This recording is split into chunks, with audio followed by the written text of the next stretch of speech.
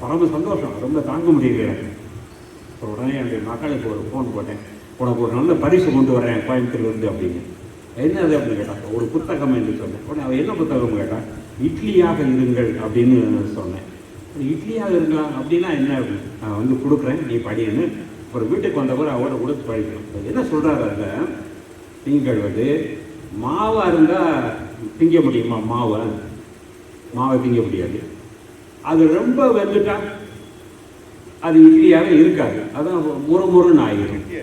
அப்போ எப்படி இருக்கணும் அப்படின்னா, அது மெதுவாக வாயிலே போட்டு மெல்லுவதற்கு உகந்ததாக பக்குவமாக இருக்கணும். எப்படி இருக்கணும்? பக்குவமாக இருக்க வேண்டும். இந்த பக்குவத்தை தான் அவர் இட்லியாக இருங்கள்னு சொல்கிறார். அது இட்லின்னா என்னென்னா பக்குவம். அப்போ அது என்னவா இருக்கிறது அப்படின்னு அது என்ன முக்கியமாக சொல்கிறாருன்னா, நீ பெரிய கெட்டிக்காரனா, நீ பெரிய அறிவாளியா அப்படிலாம் இல்லை. எப்போது நீ அறிவாளியாக மாறுகிறாய் என்றால், உன்னுடைய மனதிற்குள்ளே என்ன ஓடுகிறது என்பதை முதலில் நீ புரிந்து கொள்ள வேண்டும். நம்ம மனசுக்குள்ளே என்ன நடந்துகிட்டு இருக்கு, இப்போ நமக்கு என்ன நடக்குது அப்படின்னு நம்ம தெரிஞ்சுக்கணும். முதல்ல தெரிந்து கொண்டால் அதை வைத்துக் கொள்வதா மாற்றுவதா என்ற பரிசீலனைக்கு நீ போகலாம்.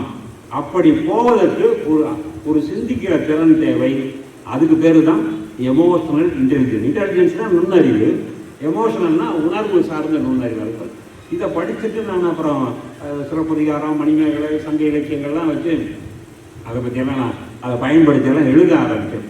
அப்போ தமிழ் வாத்தியாருக்கு எப்படிடா இதெல்லாம் தெரியுதுன்னு சொல்லி ரொம்ப பேர் ஆச்சரியப்பட்டு என்கிட்ட கேட்டாங்க. எல்லாம் படித்து தெரிஞ்சுக்கிட்டே அப்படின்னு. என்ன சொல்ல, மனித மூளையில் 2 விஷயம் இருக்குது. ஒன்று வந்து நியோ கார்டெக்ஸ், அதுதான் வந்து பண்பாட்டுக்குரிய கேந்திரம் அப்படின்னு சொல்கிறாங்க. இப்போ இங்கே உட்காந்துருக்கும்போது பேசும்போது அதை நம்ம கேட்கலைனாலும் கூட கேட்குற மாதிரி உட்காந்துருக்கணும் அப்படின்னு உங்களுக்கு தெரியுதுல்ல, அதுதான் அது ஒரு பண்பாடு, ஏட்டிக்குடி. இப்போ அந்த மாதிரி பண்பாடு தொடர்பான விஷயங்களை எல்லாம் கவனிக்கிற ஒரு இடம் நம்முடைய மூளைக்குள்ளே இருக்குது. அதுக்கு பேர் நியோ கார்டெக்ஸ் என்று. மனுஷன் ஆதி மனிதன் பிறந்து அவன் மிருகமாக இருந்து வேட்டையாடி எல்லாம் முடிஞ்ச பிறகு ஒரு கட்டத்தில் அவனுக்கு வந்து நல்லது கெட்டதை பகிர்ந்து ஆராயக்கூடிய ஒரு அறிவு ஏற்படுகிறது. அது வந்து நியோ கார்டெக்ஸ் உருவான பிறகு தான். அப்படி எல்லாத்துக்கும் ஒரு வரலாறு. இன்னொன்று வந்து முதுகுத்தண்டு வடத்தினுடைய மேல் பகுதியில் இருக்கிற ஒரு சிறிய ஒரு உறுப்பு இருக்குது. அது பேர் அமிக்டலா என்று பெயர். இங்கே விஞ்ஞானம் படித்தவங்க, பிசியாலஜி படித்தவங்களுக்கு தெரியும். இந்த அமிக்டலா என்ன செய்யும் அப்படின்னா, அது உடனடியாக செயல்படும். இப்போ நீங்கள் திடீரென்று அங்கேருந்து ஒரு எழுந்து ஒரு கல்லை எடுத்து ஓங்கினால் நான் இப்படி மறைத்துக் கொள்வேன். இதுக்கு வந்து இந்த மூளை வந்து ரொம்ப பயன்படுத்த வேண்டிய தேவையில்லை. இதை அமிக்டலாவே செய்திடும் அப்படின்னு. அப்போ இந்த அமிக்டலாவை கட்டுப்படுத்தி நியோ கார்டெக்ஸை செயல்பட வைப்பது தான் எமோஷனல் இன்டெலிஜென்ஸ் அப்படின்னு சொல்லி அவர் அதில் எழுதி நிறைய உதாரணங்கள் கொடுக்குறார். இந்த குத்துச்சண்டை வீரர்கள் சண்டை போட்டு இது பண்ணும்போது ஒரு கட்டத்துக்கு மேலே வந்து ஜெயிச்சவனுடைய காலை கடிச்சு துப்பிட்டான் அந்த மைக் டைசன் வந்து. அது ஏன் அப்படின்னா வந்து he was emotionally very weak அப்படின்னு அவர் சொல்கிறார். அப்போ சில பேர் சொல்லுவாங்க, இப்போ சில அறிஞர்கள் சொல்கிறத கேட்டிருப்பீங்க, அவங்க அந்த பாட்டு ரொம்ப அருமையாக இருந்துச்சு, அந்த கணத்தில் நான் உயிரை விட சொன்னால் கூட விட்டுருவேன், எனக்கு முழுமையாக வாழ்ந்த திருப்தி இருக்கும் என்று சொல்லுவார். அப்போ அமிக்டலா வேலை செய்யுதுன்னு அர்த்தம். அப்போ தான் அவர் அந்த மாதிரி சொல்வார். அப்போ இதை குறைத்து நியோ கார்டெக்ஸை கூட்டுவதற்கு ஒரு விஷயம் தேவை, அது எமோஷனல் இன்டெலிஜென்ஸ். இதை படித்த பிறகு நீங்கள் இது சிலப்பதிகாரம், கண்ணகி, கோவலன் இதெல்லாம் பார்த்தா ரொம்ப விசித்திரமாக இருக்குது. கோவலன் யார் அப்படின்னு கேட்டிங்கன்னா, நியோ கார்டெக்ஸ் வழியாக நடக்கிறவன் கிடையாது. அவனுக்கு திடீர்னு சந்தோஷம் வரும், எல்லாரோட போய் சேர்ந்து ஆடுவான். அப்புறம் திடீர்னு சோகம் வரும், மனைவிகிட்ட ரொம்ப எழுந்தா என் செய்தானேன்னு சொல்லி கண் கலங்குவான். அப்புறம் அங்கிட்டு போவான், யாருக்கிட்ட எப்படி பேசுறதுன்னு தெரியாது அப்படின்னா. அப்படி தெரியாத நிறைய பேர் நமக்கு பேசுறது தெரியாதுங்கிறது தான் உண்மை. இப்போ நீங்கள் நான் பேசுகிறத வச்சு முடிவெடுக்கிறாங்க. எனக்கு பேச தெரியாது, அது உண்மை தான். ஆனால் அவனுக்கு பேச தெரியாது. பொற்கொள்ளன் எதிர்த்தாப்புல வர்றான், 100 பேர் பின்னாடி வர்றாங்க.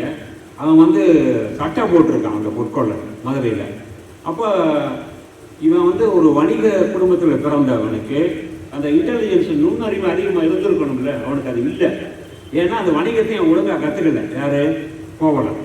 அவன் என்ன பண்ணான், அந்த பொற்கொள்ளன்கிட்ட போய் ஒரு சிலம்பை காமிக்கிறான். கண்ணகிட்ட இருந்து வாங்கி போகிற ஒருத்த சிலம்பை காமிச்சு, இது காவலன் தேவிக்கு ஆபத்த ஒரு காட்சிலம்பு, விலகிடுதற்கு ஆதியோ நீன்னு கேட்குறான். அவன் யார் வந்த அந்த பொற்கொள்ளன்? 100 பேர் பின்னாடி வர அவன் நடந்து வர்றான்னா அவன் யாருன்னா தலைவன். பொற்கொள்ளர்கள் ஒரு பெரிய கையாக இருந்திருப்பான். அப்படி அதை பார்த்தா அது தெரிஞ்சுக்கிட்டல. அவன் அப்படி சொல்கிறான். அவன் என்ன சொல்கிறான், ரொம்ப கிண்டலாக பதில் சொல்கிறான் அந்த பொற்கொள்ளன். நான் வந்து நீ சொன்னபடி இந்த சிலம்ப மதிப்பீடு செய்ய முடியுமா என்னன்னு எனக்கு தெரியல, ஆனால் மன்னவர் முடிமுதற் களங்கள் சமைப்பேன் யான் அப்படின்னு. என்ன நக்கல் பாரு, இவ்வளோ கிண்டல் பாரு. அப்புறமும் இந்த கோவலனுக்கு அந்த உண்மை நிலவரம், கள நிலவரம், ஃபீல்டு சிச்சுவேஷன் என்னன்னு தெரியல அவனுக்கு. அவனோட போயிடுறான். நம்ம கேள்விக்கு ஒருத்தர் இப்படி பதில் சொல்கிறானே அப்படிங்கிற உனக்கு தெரியல. நம்ம ஒருத்தங்க இப்படி கேட்கலாமா, இப்படி பேசலாமா, அதுவும் தெரியல. அப்போ அதனுடைய முடிவு என்ன? கடைசியில் அவன் உயிர் இழந்தது தான் அதனுடைய முடிவு. அப்போ நல்ல இலக்கியம் என்பது நமக்கு வாழ்க்கையில் எல்லா விஷயங்களையும் கற்றுக் கொடுக்கிறது. அதுதான் ஒரு நூலினுடைய பயன் என்பது அதுதான். இப்போ நீங்கள் வந்து ராமானுஜரை பற்றி கேள்விப்பட்டிருப்பீங்க, டிவியில் தொடரெல்லாம் பார்த்துருப்பீங்க. ராமானுஜர் வந்து அந்த அடிப்படையான மந்திரத்தை, ஓம் நமோ நாராயணாய என்ற அந்த மந்திரத்தை கற்றுக்கொள்வதற்காக வந்து இதில் இருந்து ஸ்ரீரங்கத்தில் இருந்து அவர் வந்து திருக்கோஷ்டியூருக்கு, நம்ம திருப்பத்தூர் பக்கத்தில் திருக்கோஷ்டியூருக்கு வர்றார். வந்து அவசியம் தெரிஞ்சுக்கிற வேண்டிய விஷயம் அது. அங்கே இருக்கக்கூடிய திருக்கோஷ்டியூர் நம்பின்னு ஒரு பெரிய மேதை, ஜீனியஸ். அவர்கிட்ட வந்து வாசலில் நின்று நான் உங்களை சந்திக்கலாமா, நான் நல்லா கவனிச்சுக்கேன், நான் ராமானுஜன் வந்திருக்கிறேன் அப்படின்னு சொல்கிறார். அவர் உள்ளேருந்து பதில் கொடுக்குறாரு, அது நான் செத்த பிறகு வாங்குறார். அது இவர் அந்த திருக்கோஷ்டியூர் நம்பி. என்னடா இவர் அப்படியே இவர் கூட வந்து அவங்க கேட்குறாங்க, நான் செத்த பிறகு வாங்கினா என்ன அர்த்தம்னு தெரியல, இவர் செத்த பிறகு எதுக்கு நீங்கள் இங்கே வரணும், செத்த பிறகு அவர் என்ன உங்களுக்கு உபதேசம் பண்ண முடியும்னு கேட்குறாரு. அப்போ திரும்பி போயிடுறாரு, அப்புறம் வர்றாரு, திரும்பி போயிடுறாரு, அப்புறம் வர்றாரு. இப்படி 18 முறை அவர் திருக்கோஷ்டியூருக்கு வர்றாரு. 1 முறை 2 முறை இல்லை, 18 முறை. 18வது முறை வருகிற போது இவருக்கு முன்னாடி ஒருத்தர் அந்த இடத்துல வீட்டு வாசலில் நின்று அடியேன், அவன் பேரை வந்தவன், இன்னார் வந்திருக்கிறேன், உள்ளே வரலாமான்னு கேட்குறான். அவர் உள்ளே இருந்த திருக்கோஷ்டி நம்பி வருக அப்படிங்கிறாரு. உள்ளே போகிறான். ராமானுஜருக்கு அப்போதுதான் முதன் முறையாக அப்படி மூளையிலே உரைக்கிறது. நான் வந்து நான் சொன்னேன்ல, நான் இப்போ நம்ம அந்த விசிட்டிங் கார்டெல்லாம் கொடுப்போம். என்னுடைய விசிட்டிங் கார்டில் பார்த்து ஒன்றும் பட்டம்லாம் இருக்காது, வெறுமனே முனைவர் இருக்கும், அது திருமலையில் மட்டும் இருக்கும். இப்போ நம்ம நிறைய படிச்சிருப்போம். ஒருத்தர் வந்து போட்டிருந்தாரு, 2 லைன் போட்டிருந்தார், MA, MSc, MPhil, MCom, MEd, MEd, diploma certificate எல்லாம் போட்டிருந்தாரு. ஒருத்தர் கேட்டார், இவ்வளோ படித்த மனுஷனுக்கு தன்னடக்கம் என்ன வரலையேன்னு கேட்டார். ஒருத்தர் இந்த விசிட்டிங் கார்டை பார்த்துட்டு, அந்த வால் போஸ்டரில் பார்த்துட்டு, என்ன அப்படின்னா, இவ்வளவு படித்தா தன்னால் அடக்கம் வரணுமே, இவர் இவ்வளவு பட்டத்தை பேருக்கு பின்னாடி போட்டில் தன்னை விளம்பரப்படுத்துகிறாரு அப்படின்னு சொன்னார். அப்போ வாழ்க்கையில் என்ன தேவைன்னா அடக்கமுடைமை மிக மிக முக்கியமானது.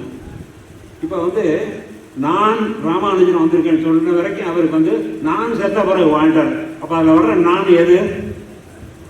அந்த சாமியார் தன்னை பற்றி சொல்லலை, உங்ககிட்ட இருக்கிற நான் இறந்த பிறகு, இல்லாமல் போன பிறகு நீ வா, உன்னை நான் சிஷ்யனாக ஏற்றுக்கொள்கிறேன்னு அவர் சொல்லியிருக்கார் கூடாமா.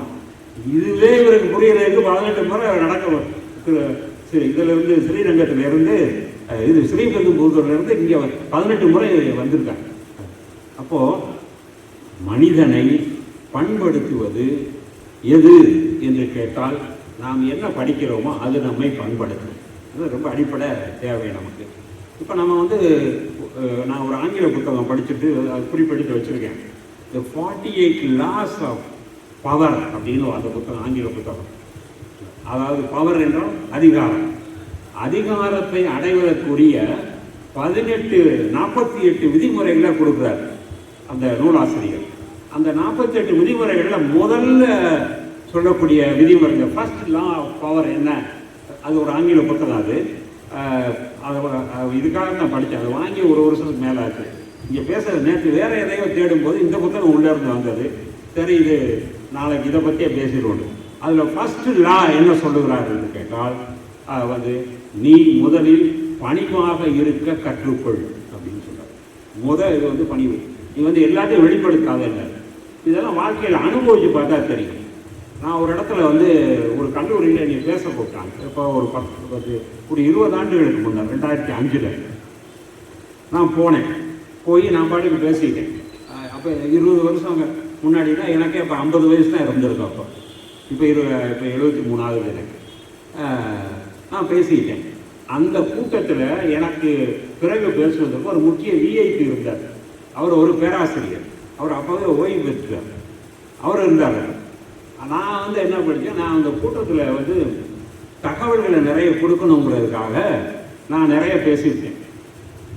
அந்த வியாசர் பாரதியில் வரக்கூடிய அந்த யக்ஷ பிரசனம்னு சொல்லுவாங்கள்ல, யக்ஷனுடைய கேள்வி பதில்கள், அந்த பகுதியை வச்சு நான் பேசினேன். பேசி முடித்த உடனே அந்த பேசினதை வந்து நான் ரொம்ப ஆழமாக அழுத்தம் திருத்தமாக பேசிட்டேன். அது வந்து யாருக்கு பிடிக்கலைன்னா அந்த மூத்த பேராசிரியருக்கு அது